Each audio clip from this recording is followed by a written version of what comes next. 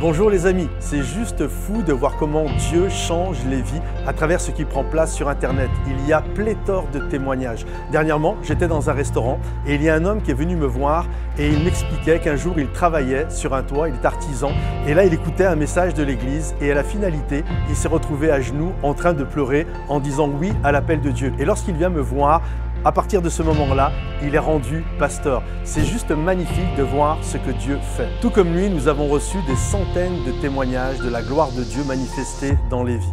Et grâce à votre générosité, durant la dernière année, nous avons pu accomplir de magnifiques choses.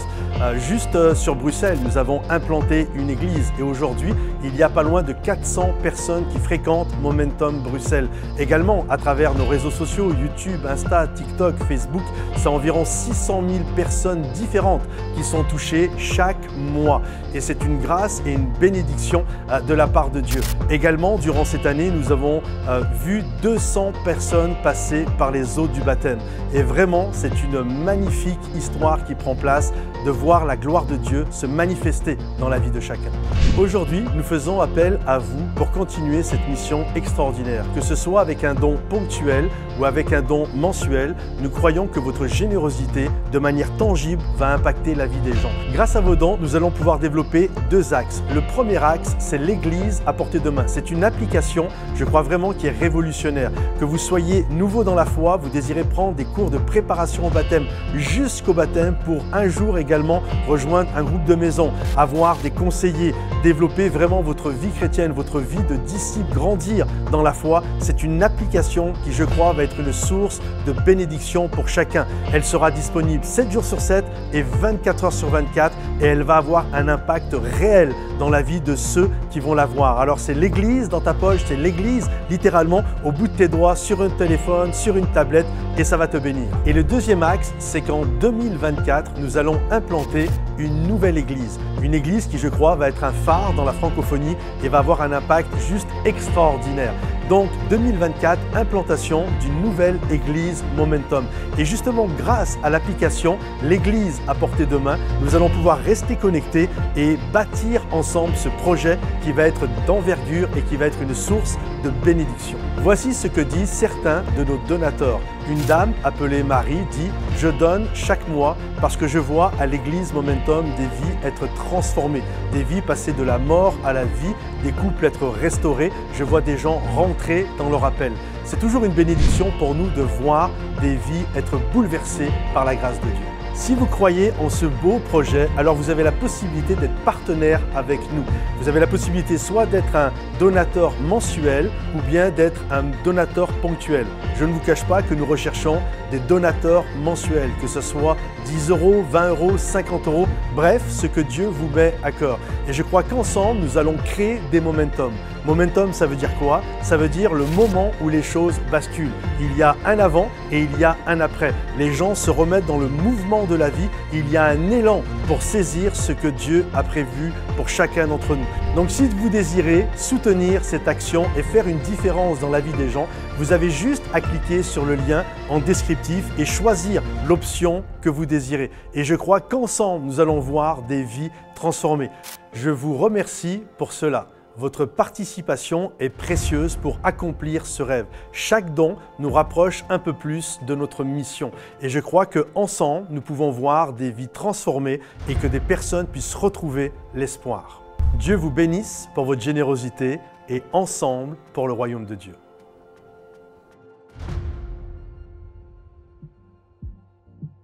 Bonjour à tous les amis. Alors aujourd'hui, c'est une réunion spéciale.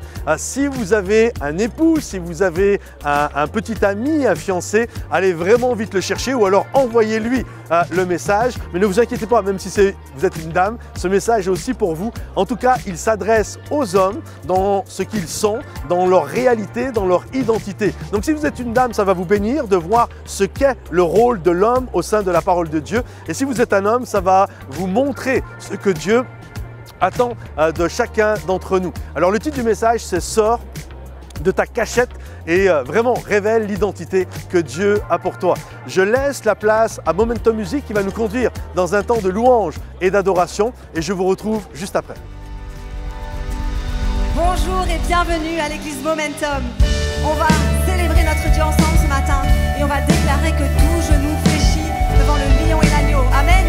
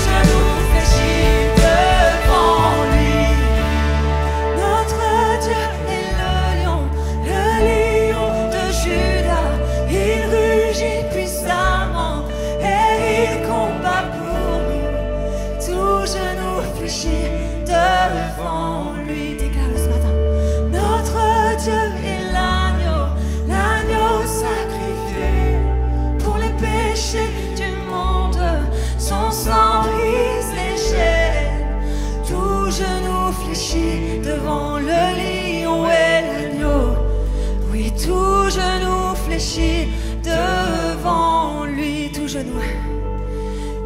genou fléchit devant le lion et l'agneau. Oui, tout genou fléchit devant lui. Oh, tout genou fléchit devant toi. Seigneur. Il n'y a personne comme toi, Seigneur. Alléluia. Élève ta louange ce matin. Oh, dis-lui oui. Tout genou fléchit devant toi, Seigneur. Mon problème, mon péché fléchit devant toi, Seigneur. Alléluia, Jésus. Rien ne te résiste. Alléluia.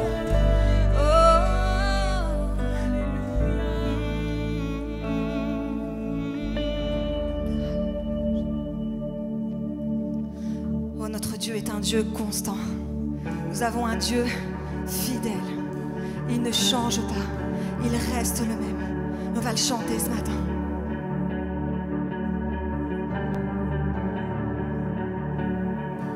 J'invoquerai le Dieu de Jacob,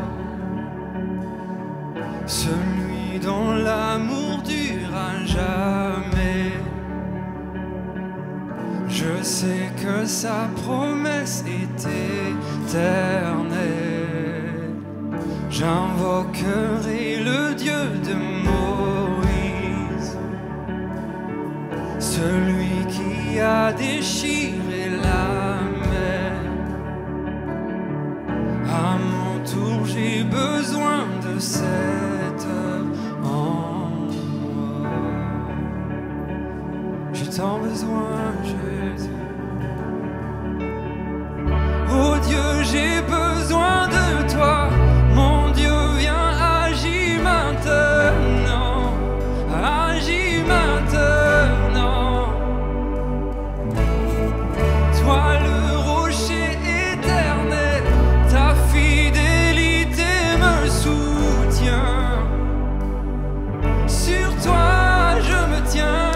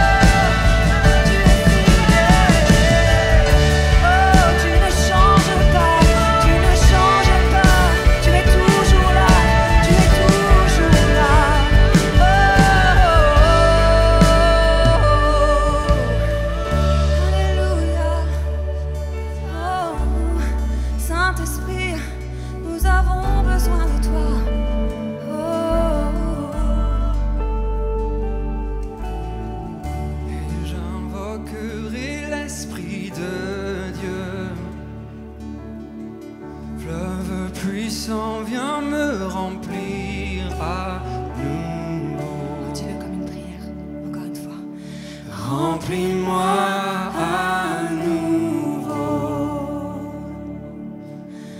Remplis-moi à nouveau.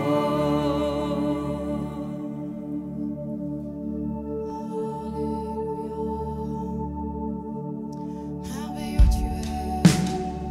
Merci Seigneur Jésus pour ta présence dans ce lieu. Seigneur, merci pour ton sacrifice à la croix.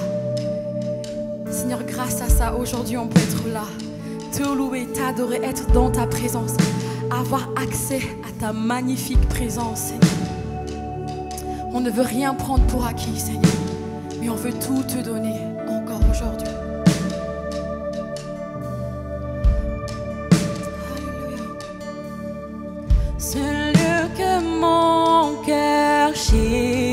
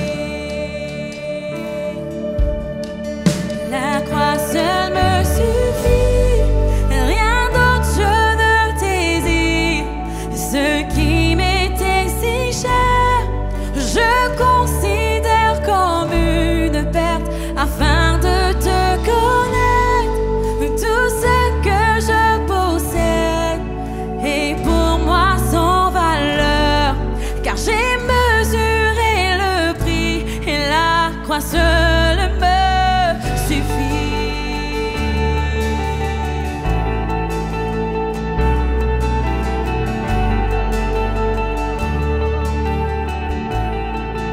Ma confiance n'est pas dans l'or. On chante l'église. Ma confiance n'est pas dans l'or, ni les richesses du monde, ni les richesses du monde.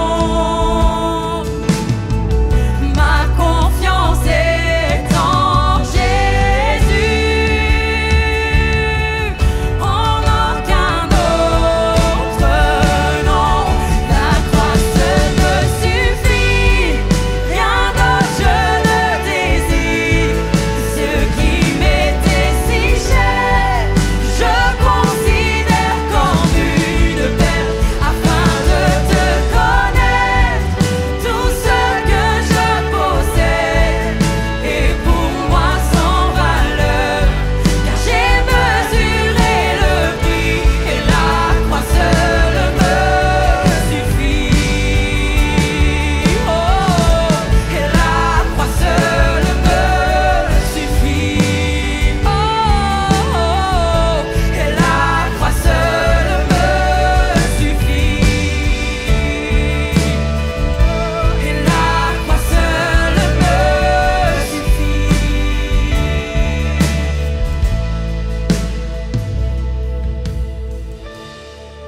Alléluia. Pendant qu'on est dans ce temps de louange, de reconnaissance à Dieu, c'est tellement important de pouvoir confesser à notre Dieu que sa croix seule nous suffit. Tellement de choses dont on pourrait croire que ça ne serait pas suffisant, que ça ne suffirait pas à notre âme. Mais nous voulons le dire ce matin, la croix de Jésus nous suffit. Et on veut le faire dans ce moment où on veut se souvenir de l'œuvre de la croix et que ce soit plus qu'un chant. Et j'aimerais inviter les personnes qui ont été choisies à s'approcher. Puis les petites coupelles vont circuler. On va prendre ensemble le repas du Seigneur. On va prendre ensemble la Sainte Seine. Le pain et le vin vont passer. Je vous demandais de garder les éléments en main. Mais j'aimerais que ce matin, et on va le faire régulièrement, et pendant que le pain et le vin peuvent commencer à circuler, j'aimerais qu'on se souvienne de l'œuvre de la croix. Et quand je dis j'aimerais qu'on se souvienne, en fait, j'aimerais simplement qu'on fasse ce que Jésus nous a demandé. Faites ceci en mémoire de moi. C'est plus que, c'est pas une tradition. Il y a quelque chose qui est important de se souvenir, c'est que si nous sommes là ce matin, C'est parce que Jésus a donné sa vie pour nous. C'est parce qu'il y avait un acte qui nous condamnait. Nous étions coupables. Nous devions... le salaire du péché, c'est la mort. Mais le don gratuit de Dieu, c'est la vie éternelle en Jésus-Christ, notre Seigneur. Et si nous sommes là, c'est parce que nous étions condamnés par l'acte qui nous condamnait, dit Paul aux Colossiens. Mais Jésus a pris cet acte, il l'a cloué à la croix, il a triomphé des dominations de ce monde en les livrant en spectacle à la croix, en triomphant d'elle par la croix. Et si nous sommes là, c'est parce que Jésus a pris notre place. C'est que Jésus a pris ce qui nous condamnait et il a effacé l'acte qui nous condamnait à la croix. Et aujourd'hui, nous pouvons venir. Et alors que dans un instant, on va prendre le pain et le vin, on va se souvenir de ce que Jésus a fait. Et nous allons pouvoir dire, la croix me suffit, il n'y a plus aucune condamnation pour ceux qui sont en Jésus-Christ.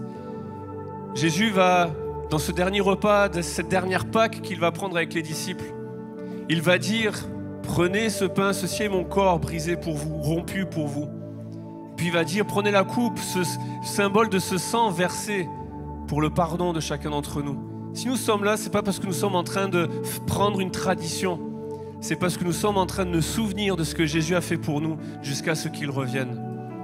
Et j'aimerais m'adresser à plusieurs personnes dans ce lieu. Peut-être que tu es venu avec des blessures intérieures. Peut-être que tu es venu avec une maladie physique. Peut-être une maladie psychologique. Peut-être des blessures intérieures, relationnelles, émotionnelles, spirituelles.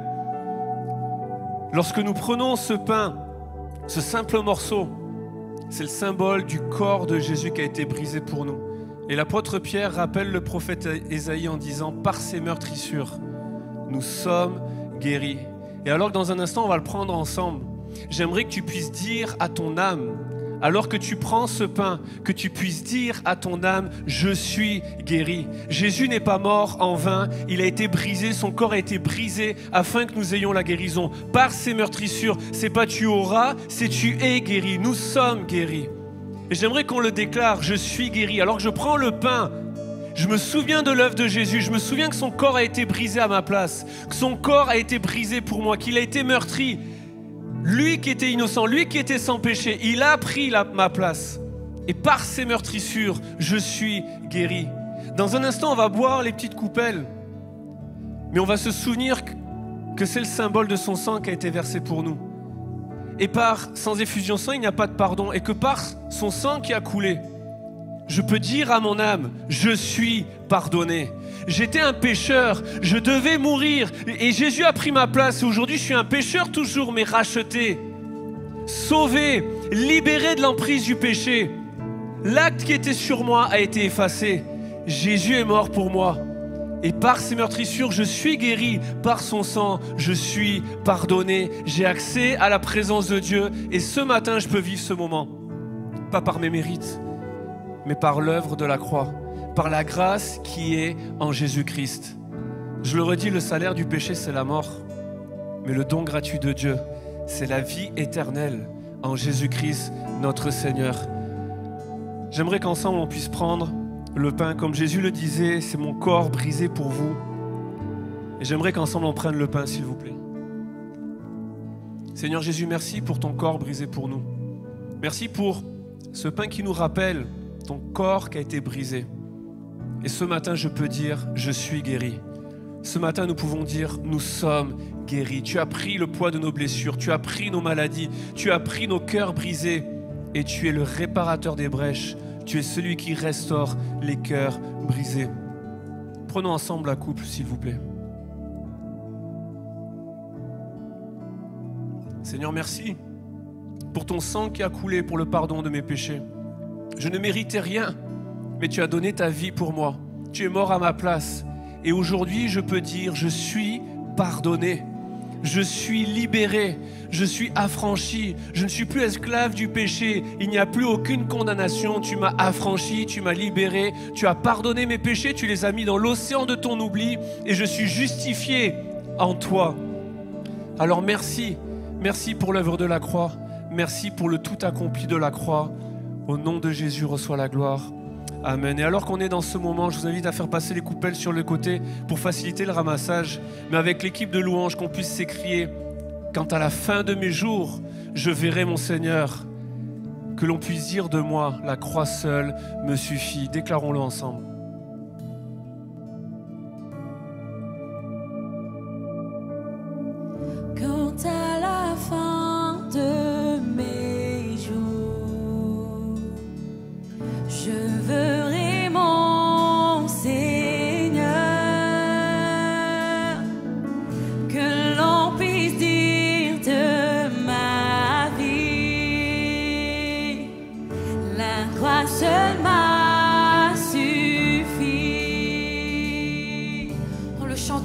Église, quand à la fin, Quand à la fin de mes jours, je verrai mon Seigneur, que l'on puisse dire de ma vie, la croix seule m'a suffi. La croix seule me suffit, rien d'autre je ne désire. Ce qui m'était si cher, je considère comme une perte, afin de te connaître. Tout ce que je possède est pour moi sans valeur, car j'ai mesuré le prix, et la croix seule me suffit. Rien d'autre je ne désire. Ce qui m'était si cher, je considère comme une perte, afin de te connaître. Tout ce que je possède est pour moi sans valeur, car j'ai mesuré le prix, et la croix seule me suffit. Oh, et la croix seule me suffit. Oh, et la croix seule me suffit. Oh, et la croix seule me suffit. Et la croix seule me suffit. Est-ce qu'on peut applaudir bien fort notre Dieu, celui qui a été jusqu'au bout pour chacun d'entre nous? Non seulement il est mort, mais il est ressuscité. Il n'a pas fait les choses à moitié, il ne s'est pas arrêté en chemin, il a été jusqu'au bout. Et il est ressuscité pour que nous puissions tous avoir la vie. Alors est-ce qu'on peut l'applaudir encore bien fort? Alors aujourd'hui, j'aimerais vous encourager en tant qu'homme, un message sur les hommes. J'aimerais vraiment vous encourager à vivre et à saisir tout ce que Dieu a prévu pour nous en tant qu'hommes. Est-ce que vous croyez que Dieu a un rôle spécifique et des promesses rattachées à qui sont les hommes? Ceux qui le croient par applaudissement, qui le croient vraiment ça? Je le crois.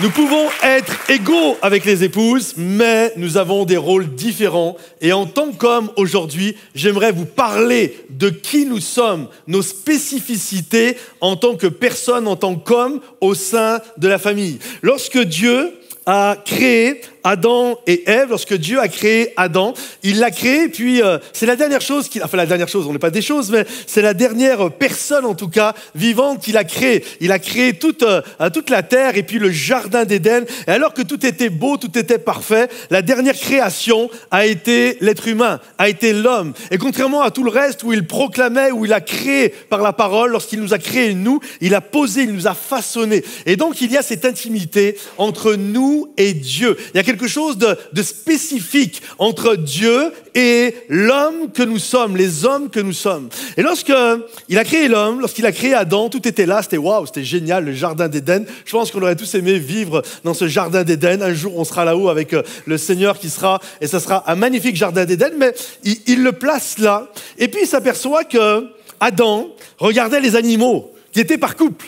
Et là, il voit Adam qui est là, qui est triste parce qu'il est tout seul et c'est compliqué. Il voit, ils sont tous deux par deux, un mâle, une femelle, et moi je suis seul. Alors Dieu dit, il n'est pas bon que l'homme soit seul. Alors ce que Dieu a fait, il est venu voir Adam, et là il a sorti un grand écran comme ça là, et puis il a dit, Adam, assis-toi bien comme il faut que je te montre quelque chose. Vraiment, ça va te plaire, ça va te plaire. Et donc Adam s'assoit, et là Dieu fait une projection sur un écran d'une créature extraordinaire, d'une créature merveilleuse, d'une créature, c'est comme Adam était là en train de regarder, il dit, je peux pas croire, cette créature, elle est si belle, ses yeux pétillent, sa langue sort, je la veux, elle est pour moi, je la veux.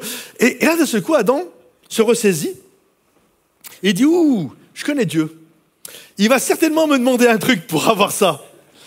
Alors Adam, il dit, mais qu'est-ce qu'il faut que je te donne pour que tu me donnes cette créature si merveilleuse? Et là, Dieu dit, écoute Adam, il va falloir qu'on fasse quelque chose. Il va falloir que je t'endorme, que je te mette dans un profond sommeil, et il va falloir que je t'enlève une jambe. Et là, t'as Adam, il le regarde, il dit, ah ouais, et tu me donnes quoi pour une côte?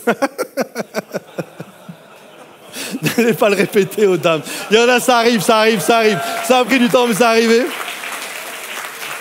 Pour les dames qui vont écouter ce message, souvent on dit que l'homme est le brouillon avant le chef-d'œuvre, mais non. L'homme et la femme ont été créés. Vous savez comment on dit homme en hébreu? C'est ish. Et vous savez comment on dit une femme? Isha. Et je crois vraiment, la réalité c'est celle-là. Lorsque Ish a vu Isha, il a fait Isha. Il était très heureux de la retrouver. Et Ève est arrivée. Et ils ont vécu vraiment, c'était top. Et puis malheureusement, vous connaissez ce tragique épisode, alors que l'homme était censé, c'était son rôle, être le cultivateur et le protecteur du jardin. C'est notre rôle. On est appelé à cultiver et à protéger le jardin que Dieu nous a donné. Malheureusement, il a laissé rentrer dans ce jardin ce serpent, symbole du diable, et qui est arrivé, qui les a tentés à manger le fruit défendu. Et malheureusement, Adam a succombé, Ève et Adam ont succombé, et le péché, malheureusement, est arrivé. Et écoutez bien, lorsque Adam, parce qu'Adam était nu, Adam et Ève étaient nus, et ils n'en avaient pas honte. Il n'y avait pas de problème à vivre le fait que tout le monde voit qui je suis. Il n'y avait pas de problème à voir que tout le monde puisse voir ma nudité. L'homme, Adam, n'était absolument pas gêné de ça. Malheureusement, quand Adam et Ève vont chuter, quand Adam va pécher, la Bible nous dit que Adam va aller se cacher. Adam va aller se cacher et il va se mettre derrière des petits arbustes, il va prendre des brindilles et il va cacher ses attributs. Il va cacher qui il est. Et là, il y a Dieu qui arrive. Et quand Dieu arrive, la Bible nous dit que la voix de l'Éternel parcourait le jardin. Et lorsque l'Éternel arrive, il dit ceci: où es-tu, Adam? Où est-ce que tu es? On a bien conscience que quand Dieu pose une question, Dieu est omniscient, c'est-à-dire, il connaît tout parfaitement.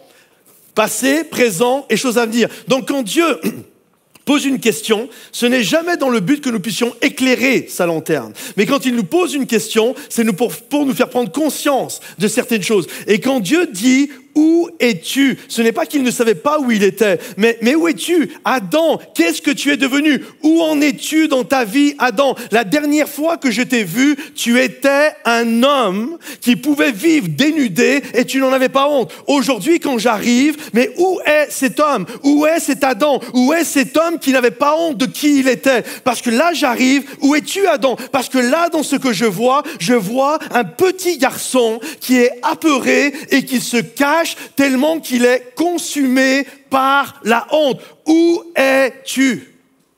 Et je crois que cette question résonne pour le cœur de chacun d'entre nous. C'est comme si Dieu disait, je ne reconnais pas. Adam, je ne te reconnais pas. Je ne reconnais pas ce que tu es en train de devenir. Et Adam est en train de se cacher. Et je crois qu'il y a quelque chose qui vraiment est un facteur, un dénominateur commun entre tous les hommes qui sont ici. Moi le premier, tous, de Adam jusqu'au dernier homme sur cette terre. On a tous eu dans notre vie, ou on a tous actuellement, des choses que nous cachons. On a honte, on les camoufle parce qu'on ne veut pas que ça se voit. Et on va le camoufler avec mille et une choses. Avec un emploi qui en jette plein les yeux, avec une grosse voiture, en compilant les petites copines, en allant à la salle de sport et en montant des gros triceps et biceps. Et quelque part, j'ai rien contre les bons emplois et les voitures et les biceps, hein. Mais quand ça devient quelque chose que je développe à fond, parce que je veux juste me cacher, il y a juste quelque chose, il y a des choses qui me font honte et j'essaye, à travers toutes sortes de structures, à travers toutes sortes de choses que j'essaye d'avoir en possession, je le mets autour de moi et j'essaye absolument de cacher ces choses-là. Et Dieu vient cet après-midi, il vient à la conférence stand-up et il dit « Où es-tu » ? Pourquoi tu es en train de te cacher? Pourquoi tu mets des brindilles? Pourquoi tu mets des artifices sur des choses? Je ne veux pas que tu sois un petit garçon qui te cache, mais je veux que tu sois un homme avec cette capacité de te dénuder, spirituellement bien sûr, mais d'être nu devant moi, sans que tu en aies honte. Et quand bien même il y a quelque chose qui ne va pas, je t'appelle. Et c'est ça mon appel, viens devant moi. Si tu as des lacunes, si tu as des manquements en tant qu'homme, si tu te comportes parfois à la maison avec ton épouse, avec tes enfants comme un petit garçon, il y a un appel à devenir des hommes. Et j'aimerais vraiment vous encourager cet après-midi. Nous ne voulons pas nous cacher. Mets un coup de coude à ton voisin et dis arrête de te cacher. Arrête de te cacher. Il est temps que tu deviennes un homme. Ça ne veut pas dire que tu vas être parfait, mais il est temps que tu arrêtes de te cacher. Je ne me cacherai pas derrière des excuses, je ne me cacherai pas derrière des brindilles. Je serai ce que Dieu dit de moi. Et je ne laisserai pas le diable, je ne laisserai pas le monde définir qui je dois être en tant qu'homme. Alors le message que j'aimerais vous apporter cet après-midi, je l'ai intitulé, juste avant de donner le titre, regardez ce qu'il est dit. Qui t'a dit que tu étais nu? C'est intéressant ça, hein? En d'autres termes, c'est ce que j'étais en train de dire il y a 2 secondes. Qui t'a dit? Qui c'est qui t'a défini? En fait, c'est le diable qui lui avait dit ce qu'il était. Et Dieu vient, il dit, mais qui t'a dit ça? D'où vient la source? Parce que c'est parce que moi je dis de toi. Qu'est-ce qui fait que tu penses ça? Vous êtes avec moi? Ce ne sont pas aux médias, ce ne sont pas aux réseaux sociaux, ce ne sont pas à BFM, ce n'est pas à tout l'esprit actuellement qu'il y a dans le monde de définir qui nous sommes. Qui t'a dit que tu étais comme ça? C'est Dieu qui doit déclarer ce que tu es. C'est ça qui est important. Alors, le titre de mon message, c'est « Sors de ta cachette, retrouve ton identité ». Sors de ta cachette. Retrouve l'identité que Dieu a dit que tu étais. Alors, on va rentrer dans le vif du sujet. Lorsque Dieu a créé l'homme, il l'a créé pour un rôle spécifique. Il lui a donné littéralement un énoncé de mission. Regardez ce qu'il est dit. Dieu dit, faisons l'homme à notre image, selon notre ressemblance.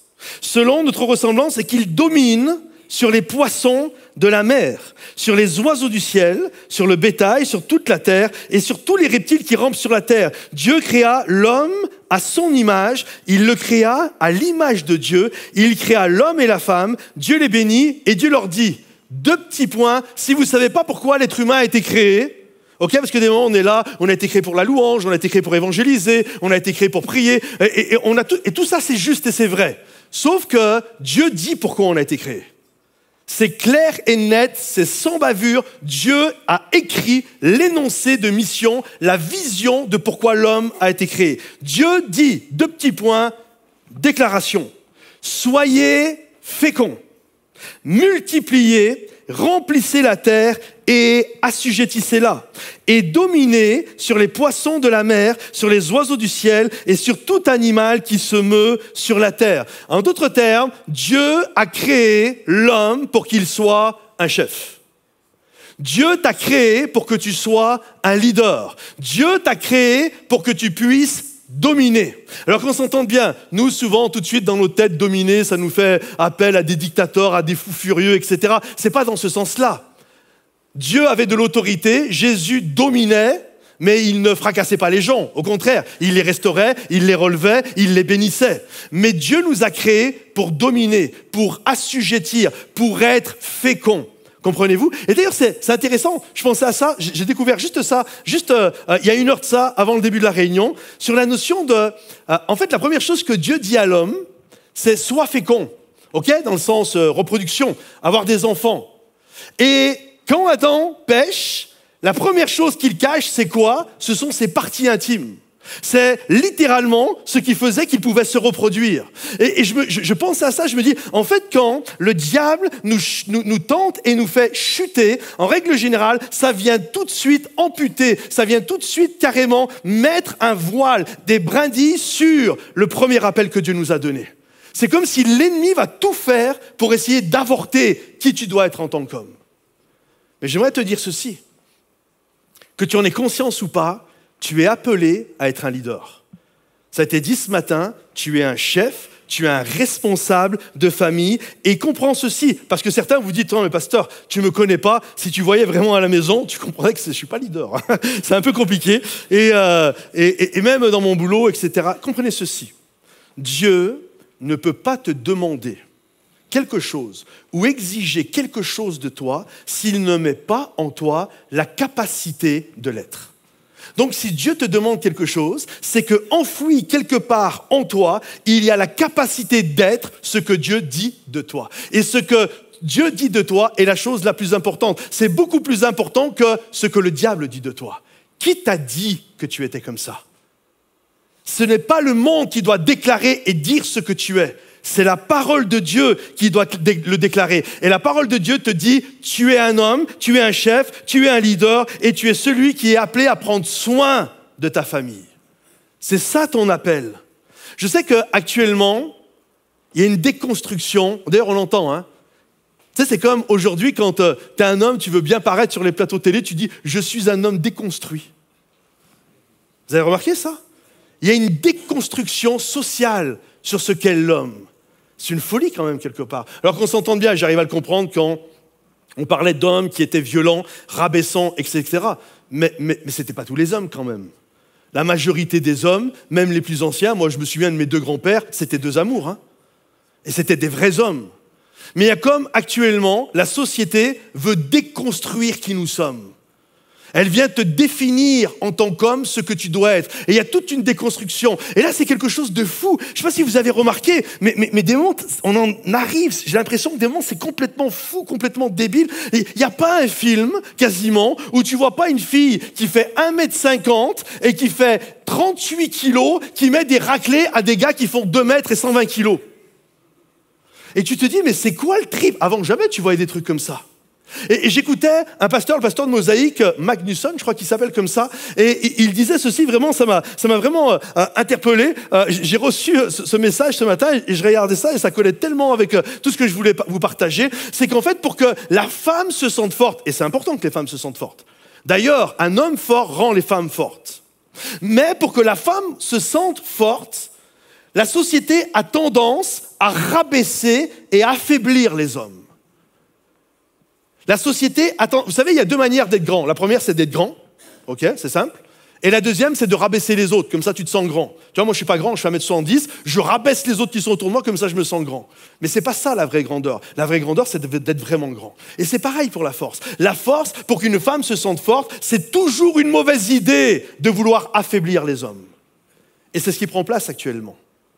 Et ce n'est pas à la société de définir qui tu es. C'est à la parole de Dieu de définir qui tu es. Parce que je crois qu'une société a besoin d'hommes forts, a besoin de femmes fortes. Écoutez, l'Église a besoin d'hommes forts. Je me souviens d'un ancien de l'Église ici, Monsieur Junot, il était toujours en train de regarder l'Église et il me disait tout le temps « Où sont les hommes ?»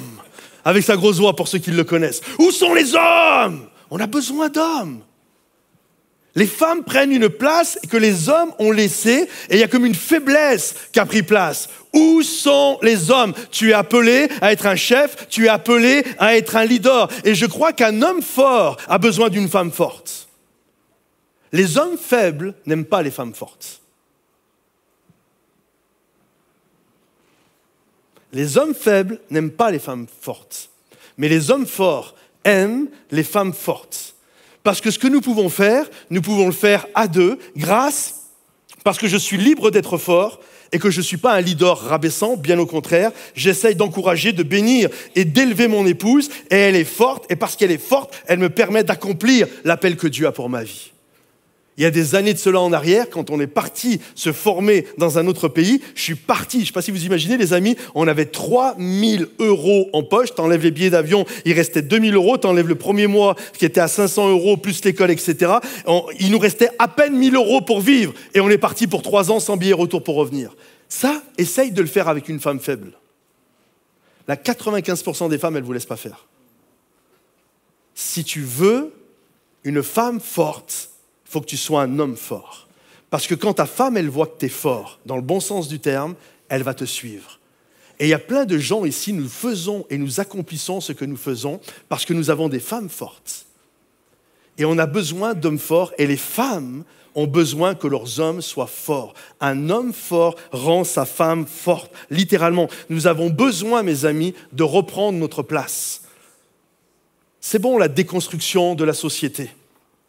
J'ai besoin d'être ce que Dieu dit de moi, ce que la Bible m'enseigne. Souvent, malheureusement, on est plus enclin à écouter ce que le monde dit, ce que les réseaux sociaux disent de ce que la Bible dit. Quelle est ta source d'information? C'est une vraie question. Et on a besoin de, c'est quoi, Seigneur, dans ta parole? C'est quoi un homme? C'est quoi un homme, un vrai? Parce que plus tu sais ce que Dieu veut de toi, plus tu sais discerner le mauvais du bon. J'ai pris ça de billets ici, juste pour vous donner un exemple. Quand il y a des années de ça, je discutais avec un gars qui est dans un autre pays et qui est banquier. Et il me partageait ça, j'ai vraiment trouvé ça fascinant, j'aimerais vous le partager. Il me disait que quand, en fait, il y a des faux billets qui circulent, il y a toujours des faux billets qui circulent. Ça, ce que j'ai là dans les mains, c'est un faux billet. Et la plupart du temps, moi en tout cas, je pense, je ne sais pas comment c'est en France, mais je pense que ça doit être pareil que ce qu'il me disait. La plupart des gens pensent que toute la journée, nous regardons les faux billets. Nous apprenons à les reconnaître. Nous apprenons à reconnaître leurs défauts. Et les gens pensent qu'on apprend vraiment, dès qu'il y a des faux billets, il y a des circulaires pour qu'on apprenne les faux billets, qu'on arrive vraiment à les reconnaître. Si ça, c'était la réalité, on passerait notre temps à faire ça parce qu'il y en a tout le temps plein et de partout et c'est compliqué. En fait, les faux billets, on les voit jamais. Vous savez comment on fait pour reconnaître les faux billets? On reconnaît les faux billets pas en apprenant les faux billets, on apprend à reconnaître parce qu'on nous met tout le temps dans les mains le vrai.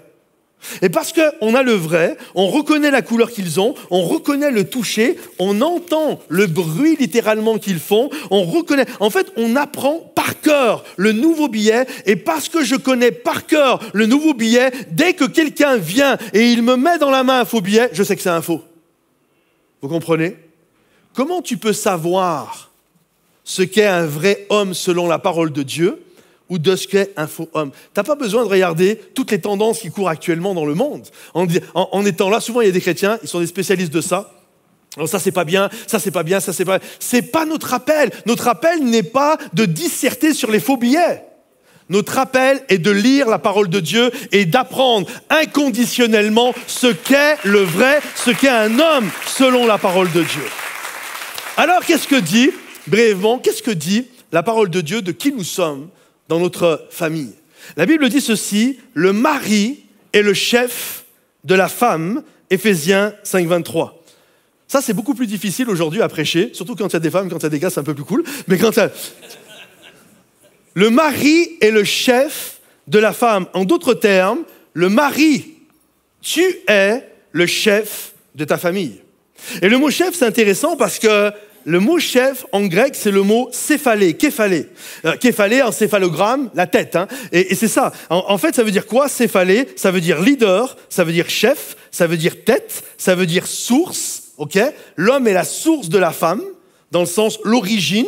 La femme a été tirée de l'homme. Donc c'est tout ça, c'est leader, chef, tête, source, origine. Okay? Et la Bible dit que l'homme est le chef de la femme, comme Christ, comme étant la mesure d'unité au niveau de Jésus, l'étalon pour que nous puissions bien nous mesurer, comme Christ est le chef de l'Église. Donc ça veut dire que nous sommes, pour nos épouses, nous sommes une source. Okay? Enlevons le mot chef et essayons de le voir avec la notion de source. L'homme est la source de la femme, comme Christ est la source, l'origine, la tête de l'Église. Et comment nous devons aimer nos épouses? Eh bien, nous avons juste à regarder comment Christ aime son Église. Il l'aime d'un amour inconditionnel, il l'aime, il la guérit, il l'encourage. Lorsque l'Église tombe, Jésus la relève et il est capable de donner sa vie pour elle. Et c'est ce que nous devons être. C'est ça un chef selon le modèle de la parole de Dieu. Tu es une source. La question, mes amis, écoutez bien, la question, mes amis, n'est pas de savoir si tu es une source. C'est pas ça la question. Parce que la Bible dit que tu en es une. Que ça te plaise ou pas, tu es une source. Donc la question est plutôt de savoir quel type de source es-tu pour ta femme. C'est ça la vraie question. Est-ce que tu es une source de stress? Une source de malédiction? Une source d'angoisse? Une source de peur? Une source d'inquiétude? Ou est-ce que tu es une source de guérison? une source de bénédiction et une source d'encouragement qui va prendre ton épouse et qui va en faire une femme forte. L'homme est le chef de la femme. L'homme est la source de la femme. Et je crois que quand l'homme prend son rôle, l'épouse prend son rôle. Mais elle ne peut pas prendre son rôle tant que tu ne prends pas ton rôle. Il y a un jour quelqu'un qui me disait, une personne de l'église, qui a eu des conflits avec sa maman qui était terrible, qui l'avait laissé, enfin bref, qui lui a fait 1001 blessures. Et un jour quelqu'un, alors elle s'est un peu éloignée de sa mère, et quelqu'un lui a dit, hey, quand même, c'est ta mère, hein? Elle a répondu, ouais, mais je suis sa fille. Et si ma mère prenait son rôle de mère, je pourrais prendre mon rôle de fille. Et je crois que c'est exactement pareil dans nos familles.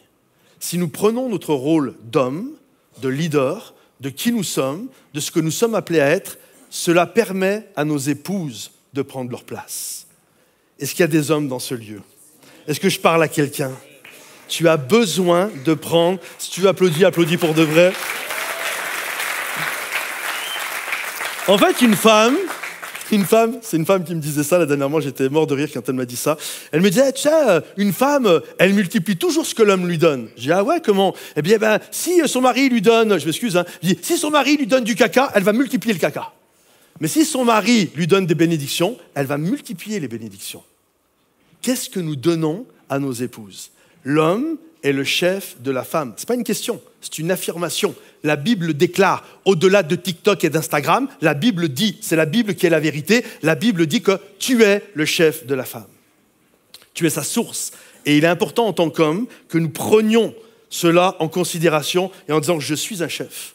Je ne suis pas un mauvais chef, mais je suis un leader. Dieu m'appelle en tant qu'homme d'être le leader de la maison. Et également, ça veut dire que si tu es le leader de la maison, tu es le leader de tes enfants.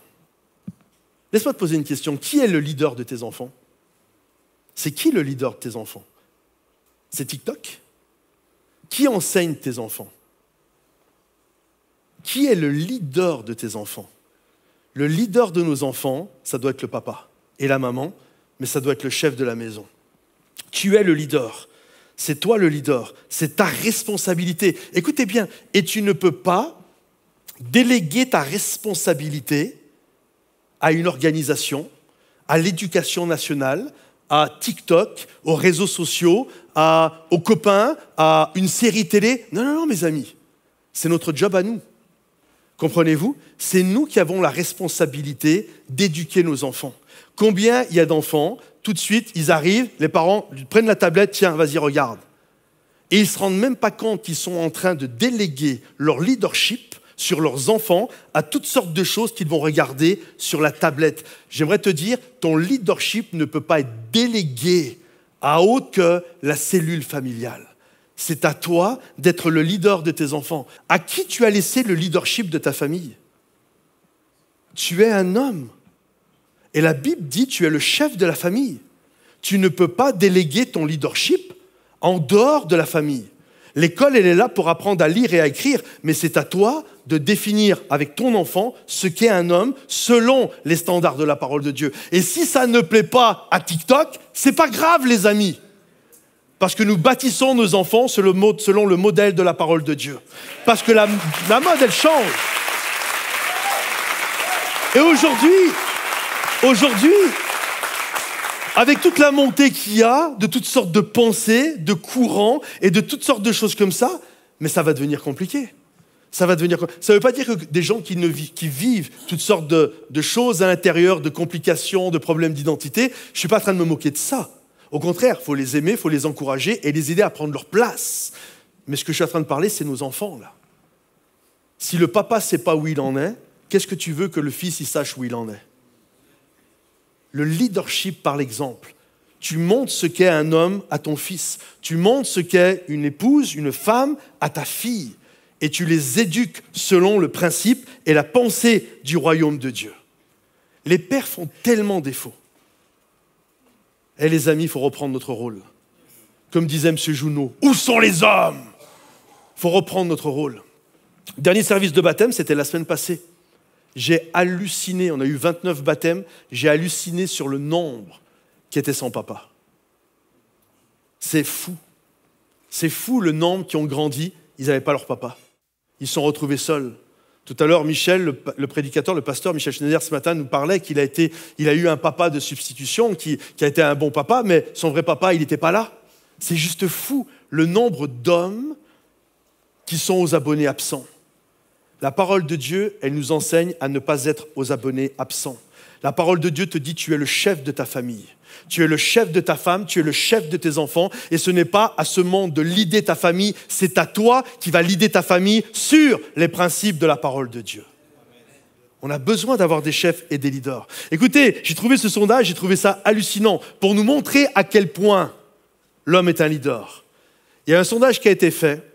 Écoutez, plus de 80, je crois que c'était 82, 83, là j'ai mis 80 pour être sûr de ne pas dire d'ânerie, mais plus de 80% dans une famille, quand c'est l'homme qui se convertit, 80% de la famille vient à Jésus. Quand c'est la femme qui se convertit, 20% de la famille vient à Dieu. Est-ce que vous comprenez le leadership que vous avez? Que ça fasse plaisir au monde ou pas, c'est une réalité. Un homme se convertit, il y a 80% de possibilités pour que toute la famille se convertisse. Contre 20% quand c'est une femme. Vous êtes des leaders. Vous êtes des leaders. Nous sommes des leaders et nous sommes appelés à prendre notre place. Regardez, car le Seigneur réprimande celui qu'il aime, tout comme un père réprimande le fils qu'il chérit. J'aimerais juste m'arrêter. Tout à l'heure, je parlais du rôle de l'homme, même si bien sûr c'est de manière assez épisodique comme ça, mais du rôle de l'homme en tant que c'est une source par rapport à son épouse et il fait en sorte que sa femme devienne forte. Concernant ses enfants, il est celui qui chérit, écoutez bien, il est celui qui chérit et il est celui qui réprimande ses enfants. Écoutez-moi, laissez-moi vous le définir comme ça. En fait, dans la cellule familiale, quand tout le monde est sous un leadership qui est sain, il y a de la joie. Il y a de la joie avec papa, il y avait de la joie avec maman, les enfants sont là et on crée des souvenirs, on va en vacances, on passe des bonnes journées, le soir on peut faire des jeux, etc. On crée quelque chose qui est beau, il y a de la joie dans la maison du Père, il y a de la joie dans la présence, la famille est là, c'est une grâce, c'est une bénédiction. Et il arrive parfois, écoutez bien, il arrive parfois qu'un enfant quitte ce cercle, quitte cette sphère de grâce et il s'en sort et il prend un chemin où on sait que c'est pas bon, où on sait que ça amène de la souffrance, on sait que ça amène pas des bons souvenirs, ça amène de l'angoisse. Et le rôle du père, et j'espère qu'il y a des pères ici, le rôle du père n'est pas de dire « tant pis, c'est pas grave ». Non. Le rôle du père est de corriger son enfant. Pourquoi? Pas pour le rendre obéissant, pas pour lui montrer qu'il c'est le bonhomme dans la famille, c'est pas ça. Pas pour le car je vais le soumettre, il va comprendre dans la maison, c'est moi le chef. C'est pas ça le but. Le but c'est de corriger son enfant pour le ramener à l'intérieur de la sphère où il y a de la joie et où on peut créer des souvenirs. C'est pour ça que je corrige mon enfant. Je ne corrige pas pour le corriger. Il n'y a aucune intelligence à corriger pour corriger. Mais je corrige pour le ramener à l'intérieur, pour que nous puissions de nouveau recréer des souvenirs, parce qu'il y a de la joie dans la maison du Père. Quand le fils prodigue est revenu, littéralement, le soir même, ils ont fait un barbecue. Ils ont tué le veau gras et ils ont recréé des souvenirs. Tant que l'enfant était à l'extérieur, c'était de la tristesse, le papa était triste. Mais quand le fils revient, il y a de la joie. Et notre but quand nous corrigeons n'est pas d'abîmer. Le but, c'est de ramener à une histoire où il y a de la joie entre nous. Il y a trop de pères absents. Il y a trop de pères qui laissent faire n'importe quoi à leurs enfants et qui font que leurs enfants finissent mal. J'aimerais t'encourager. Sois le chef de ta famille. Sois le leader chez toi. Sois une source d'exemple et de grâce et de bénédiction. Le Père, j'ai noté ceci, est l'influence spirituelle la plus puissante à la maison, en positif ou en négatif. En fait, statistiquement parlant, tout à l'heure, j'ai juste assisté 4-5 minutes au panel et quelqu'un qui était là et qui parlait du leadership par l'exemple. Et c'est exactement ça, les amis. Écoutez bien, si papa va à l'église, il y a des grandes probabilités pour que les enfants aillent à l'église. Si papa prie, les enfants prient. Si papa se donne, les enfants se donnent. Si papa montre ce que c'est le sacrifice, les enfants font et montrent ce qu'est le sacrifice. Si papa corrige, tout à l'heure on entendait ce matin le petit garçon qui avait volé la gomme et papa a corrigé et l'enfant, vous comprenez, tout ce que nous avons, quand papa le fait, le fiston finit par le faire. Et en fait, on va être des exemples. C'est ce que je disais tout à l'heure, on va être des sources. Regardez, exemple positif, négatif. Regardez à David. Je vais demander aux musiciens s'ils peuvent revenir. Regardez David. David, en fait, son fils Salomon l'a dépassé en tout. David s'était permis d'avoir un harem de 10 femmes. Ce n'était pas la volonté de Dieu. Il ne faut pas croire que c'était juste parce que c'était dans l'Ancien Testament et qu'avant ça se faisait comme ça. Dieu créa l'homme et la femme et il fallait que juste il l'a créé pour son épouse. Il n'a pas créé Adam et un harem de femmes. Comprenez-vous? Et là, en fait, David s'était permis d'avoir un harem de 10 femmes. Salomon a eu un harem de combien de femmes? 1000 femmes. Tu crois que ton gosse va te dépasser? Il te dépasse dans le mal, mais il te dépassera aussi dans le bien. David avait pour notion de faire un jour un temple à Dieu. Il n'y a jamais eu de temple plus beau que celui de Salomon, le temple de Salomon. Donc ce que tu vas être, tu vas influencer tes enfants dans le mal comme dans le meilleur. Et en tant que leader, je veux les influencer dans le meilleur. Regardez ce qui est... ça c'est juste fou. Je vous montre des statistiques qui ont été faites par l'Institut politique America First dans le monde occidental sur l'absence d'un père. Un enfant sur 4 dans le monde occidental, un enfant sur 4, alors 18 millions, ça c'était juste aux États-Unis, est sans père à la maison. 300% de plus que la moyenne mondiale. Les enfants sans père, donc ils représentent 25%. Vous êtes d'accord avec moi? Un enfant sur 4, c'est un quart. 25% représentent littéralement 85% des troubles du comportement. 85% des gens qui ont des troubles du comportement, viennent de familles où il n'y avait pas de papa à la maison. C'est hallucinant. 75% de ceux qui décrochent à l'école viennent d'un foyer où il n'y a pas de papa. 63% des gens qui se suicident viennent de foyers où papa n'était pas à la maison. Ça vous donne vraiment une idée de ce qu'est le leadership de l'homme. Les enfants sans père ont 200% de maladies mentales en plus. C'est-à-dire que le double pour les enfants qui ont grandi sans père. 400%, c'est énorme, 400% de pauvreté en plus. 500% de troubles de l'humeur en plus et 1000% d'abus de substances en plus. Nous vivons dans un monde construit littéralement sur mesure pour détruire la masculinité. J'espère que vous êtes avec moi. Mais en tant qu'Église, en tant qu'hommes, nous voulons être des hommes qui vont prendre leur place. Y a-t-il des hommes ici qui veulent prendre leur place? Je veux prendre ma place. Écoutez bien. Pensez à ça, hier, on était avec 2-3, on réfléchissait sur le message. À chaque fois que l'ennemi a voulu tuer, à chaque fois que l'ennemi a voulu faire quelque chose de terrible dans un peuple, vous savez ce qu'il a fait? Il a voulu tuer les petits garçons. Quand Pharaon a voulu tuer l'espoir d'un peuple, il a tué les petits garçons. Quand Hérode a voulu tuer l'espoir du Messie qui arrivait, il a voulu tuer les petits garçons. En tuant les petits garçons, en les castrant de ce qu'ils sont appelés à être en tant qu'hommes, tu tues littéralement l'avenir d'un peuple. J'espère qu'on est ensemble, mais on ne veut pas que nos enfants soient les dindons de la farce d'un Pharaon ou d'un Hérode. Mais on va protéger, comme la maman de Moïse et le papa de Moïse. On va protéger nos fils, on va protéger nos filles et on va faire en sorte qu'ils grandissent et qu'ils deviennent des hommes et des femmes forts par la grâce de Dieu. Par la grâce de Dieu. Le seul espoir pour notre culture, pour notre nation, pour notre héritage réside dans de meilleurs hommes, de meilleurs maris et pères. Si je pouvais demander cet après-midi quelque chose à Dieu pour moi et pour vous tous, ça serait la chose suivante. Seigneur, donne-nous le courage. Donne-nous le courage d'être des hommes. Pas des petits garçons. D'être des hommes, Seigneur.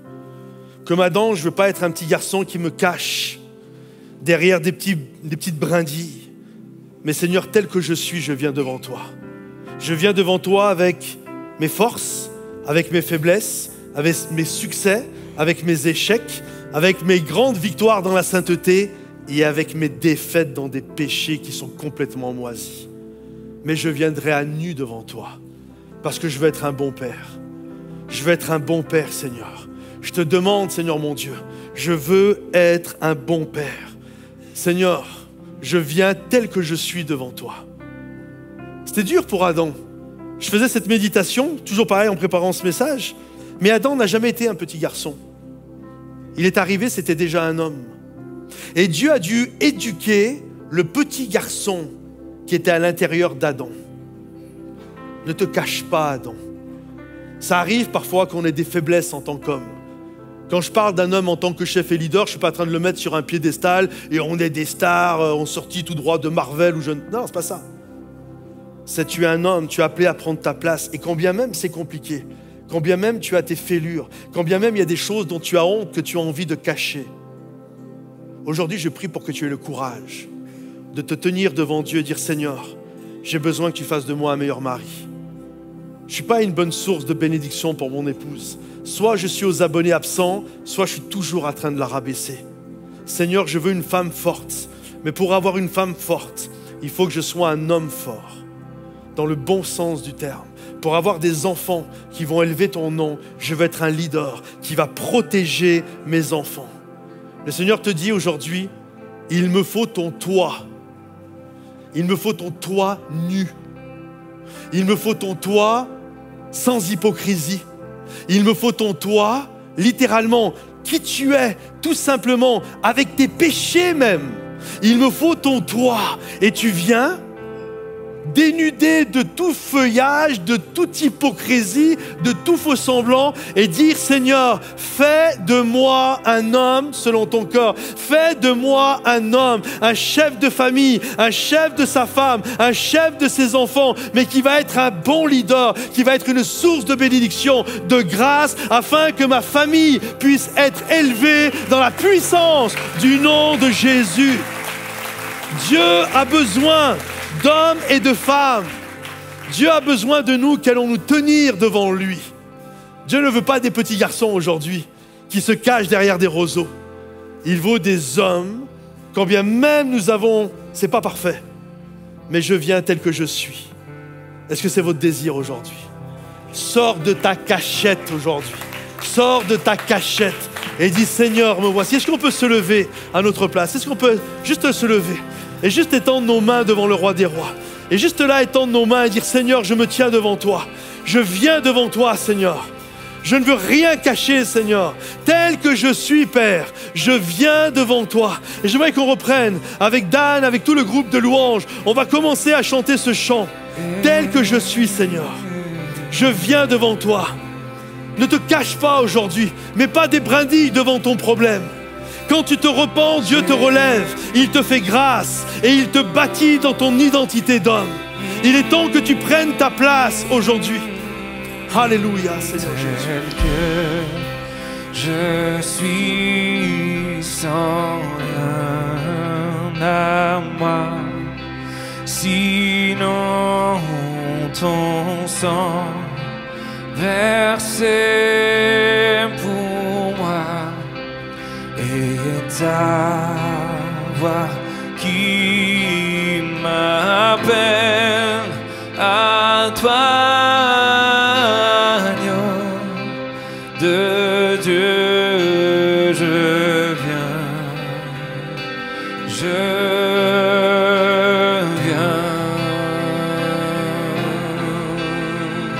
Oh. Tel que je suis bien vacillant. Tel que je suis bien vacillant, en proie au doute, à chaque instant, lutte au dehors, crainte au dedans, agneau de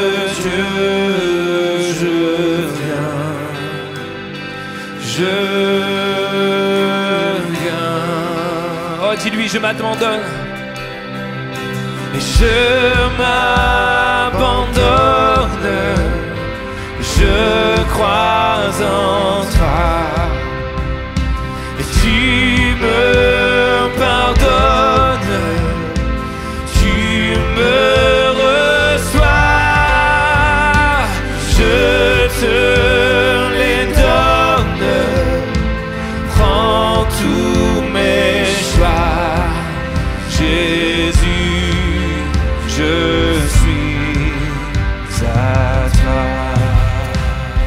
Alléluia. Voilà les amis, j'espère que ce message vous a béni et vous a encouragé. En tout cas, s'il y a des gens autour de vous qui en ont besoin, pensez vraiment à le partager, également à le liker en cliquant sur le petit pouce. Pensez également à vous abonner à notre chaîne si ce n'est pas encore le cas. Et vraiment, je crois que ça va être un sujet de bénédiction. Merci également pour toutes vos offrandes. Ce que vous faites, il y a le QR code que vous voyez sur l'écran, vous pouvez le flasher ou alors vous allez directement sur monoffrande.fr et vous avez la possibilité de nous bénir financièrement et d'être bénis par la même occasion. Et ça nous permet de continuer tout le travail, les célébrations, les starters, bref, tout ce que nous faisons et qui est un sujet de bénédiction. Pensez également à aller faire un petit tour sur la chaîne de Momentum Music sur YouTube où il y a pas mal de chants de louanges et également nos albums qui sont dessus. Il y en a pour les grands, il y en a aussi pour les enfants et je crois vraiment que vous allez être bénis et encouragés. À bientôt, bye bye.